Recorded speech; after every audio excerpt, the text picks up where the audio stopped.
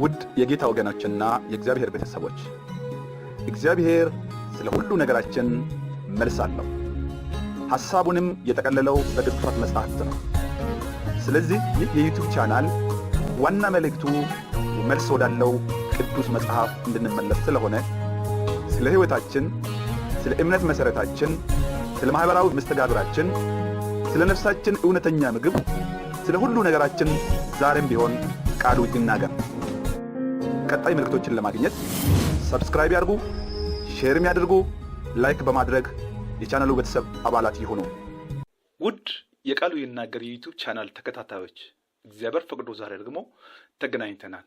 ባለፈው ክርስትናና ህብረተሰብ በሚለው ቤተክርስቲያን ልትወጣ የሚገባት በመስራቿ የታዘዘችውን ተልእኮ በትክክል እንዳትወጣ የሚገዳደሯት የውስጥ ፈተናዎችን እያየን ነበር።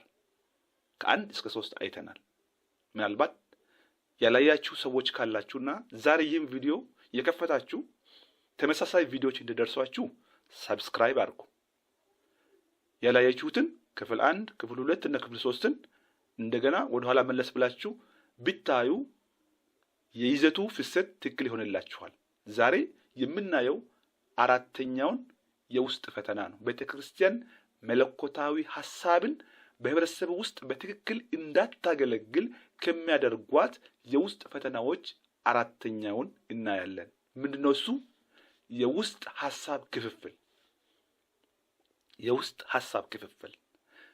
ቤተክርስቲያን ስትመሰረት ጌታ አንድ ነገር ነው ሰጣት። እኛ አንድ እንደሆናል። እንግዲህ በክርስትና ውስጥ እግዚአብሔር አብ፣ እግዚአብሔር ወልድ፣ እግዚአብሔር መንፈስ ቅዱስ አንድ አምላክ ለምናምን ሰዎች ትክክለኛው አንድነትና አብሶሉት ዩኒቲ፣ በተለይ አብሶሉት የመጨረሻው አንድነት የሚታወቀው በእግዚአብሔር መለኮት ውስጥ ነው። እግዚአብሔር ሲወደንና ቤተክርስቲያንን ሲመሰርት በሐዋርያት ላይ ኃላፊነቱን ሲሰጥ እንዲህ ነው ያላቸው። አንደኛ፣ እርስ በርሳችሁ ብትዋደዱ የኔ ደቀ መዛሙርት መሆናችሁን ሰዎች በዚህ ይለዩዋቸዋል አለ። ዩኒቲውን ሊያቆይ የሚችል ፍቅር መሆኑን ነግሯቸዋል። ሁለተኛ የሐሳብ አንድነት እንዲኖራቸው ነው የነገረው። የሐሳብ አንድነት፣ እኔና አብ አንድ እንደሆን እናንተም አንድ እንድትሆኑ። ይህ ትምህርት ብቻ አይደለም። ጌታችንና መድኃኒታችን ኢየሱስ ክርስቶስ ወደ አብ ሲጸልይ በዮሐንስ ወንጌል ላይ ምዕራፍ 17ን አንብቡ። እኛ አንድ እንድንሆን እነሱም አንድ እንዲሆኑ ብሎ ነው ጸለየው። ትልቅ ምልጃን ነው ወደ እግዚአብሔር አብ ያቀረበው። እኛ አንድ እንደሆን እነሱም አንድ እንዲሆኑ። እንግዲህ የሐሳብ ልዩነት ካለ እርስ በርሷ የማትስማማ መንግስት ትፈርሳለች ብሎ ያስተማረው ጌታችን ኢየሱስ ክርስቶስ ነው። የውስጥ የሐሳብ ክፍፍል አለ ማለት አንድነት የለም ማለት ነው። ፍቅር የለም ማለት ነው።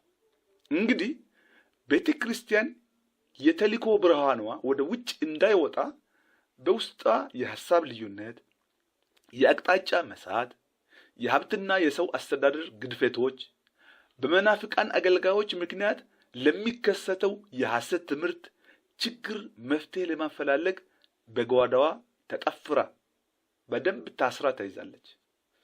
አስቡት፣ ቤተክርስቲያን የውስጥ ችግር ብዙ ካለባት መቼ ነው ህብረተሰብን የምታገለግለው? የራሷን ችግር ለማስወገድ ዓመታት ይፈጁባታልና ህብረተሰቡን እንዳታገለግል ተደርጋለች ማለት ነው። ስለዚህ አብዛኛው ጊዜዋን የውስጥ ችግሮችን በመፍታት ላይ ስለምታጠፋ ላለችበት ማህበረሰብ የሚታበረከተው አስተዋጽኦ የለም። ከጥቅሙ ይልቅ ጉዳቱ ያመዝናል።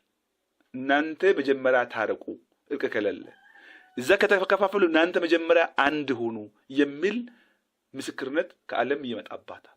ስለዚህ ህሊናዋም ይከሳታል፣ ምስክርነትም የላትም። እንኳን ህብረተሰቡን ለማገልገል ራሷን በአንድ ልብ ለማምለክ ጊዜ አይኖራት።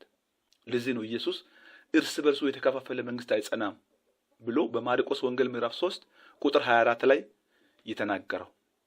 ይህ ተግባሯ ሁሉ በመንገዳገድ የሚፈጸም ይሆናል ማለት ነው። እንደ ጥንቱ ጥቂት ሐዋርያት ተጽዕኖ ማሳደርም አልቻለችም፣ አትችልም። ስለሆነ ቤተ ክርስቲያን በሰላም ማሰሪያ የውስጥ የመንፈስ አንድነቷን በመጠበቅ ጳውሎስ በኤፌሶን 4:3 ላይ እንደጻፈው ማለት ነው ከምእመናኖቿ የነፍስ ወከፍ ምስክርነት ምግባር የተነሳ የፈጣሪ ወይም የእግዚአብሔር ስም በዘመናችንም በህብረተሰባችንም እንድመሰገን የሰላም አምባሳደር በመሆን በአንድ ልብና በአንድ መንፈስ የምትገኝበትን ማህበረሰብ በደስታና በሙሉ ኃላፊነት ልታገለግል ይገባታል። ምን ሆና? በዓላማ አንድነት አንድ ሆና የውስጥ ልዩነቷን አስወግዳ በሰውኛና ከሰው የመጣ ሐሳብን በማስወገድ በመለኮታዊ አንድ በሚያደርገው ቃል ላይ በእውነት በመቆም ያኔ ለዓለም ማብራት ትችላለች። ዓለምን መፍረድ ትችላለች። ዓለምን መውቀስ ትችላለች። ዛሬ ግን ምስክርነት የላትም። የውስጥ ችግሯ እዛው እስርና ጥፍር አድርጎ ስለያዛት ሁል ጊዜ የውስጥ ችግሮችን በመፍታት ጊዜዋን ስለምታጠፋ ህብረተሰቡን ለማገልገል ከጓዳው መውጣት አልቻለችም። ስለዚህ ከማንም የምንጠብቀው ወይም ለውጭ አካል የምንሰብከው ጉዳይ ሳይሆን ከእኔና ከአንተ ወይም ከአንቺ በትንሹ የመታዘዝ በአክብሮት የመቀባበልና በትህትና የመተናነጽ ተግባር የሚጀምር ይሆናል። በቤተክርስቲያን ውስጥ የታቀፍን በኮሚቴነት ይሁን በአገልጋይነት ይሁን በመዘምራን ውስጥ እንሁን በነጻ አገልጋይነትም እንሁን በተከፋይ አገልጋዮችን ውስጥም እንሁን እነዚህን የመታዘዝ በአክብሮት የመቀባበል በትህትና የመተናነጽ አንዱ አንዱን በትህትና እያረመ ወደ ክርስቶስ ሙሉ ልክ እንድንደርስ እያደረገ በህድንና በዓላማ አንድነት ዙሪያ ቤተ ክርስቲያን ከተሰባሰበች መብራቷ ለዓለም ቦግ ብሎ ይበራል። ሰዎችም ፊታቸውን ይህ ምንድነው ብለው ወደ ብርሃኗ ይመለከታሉ።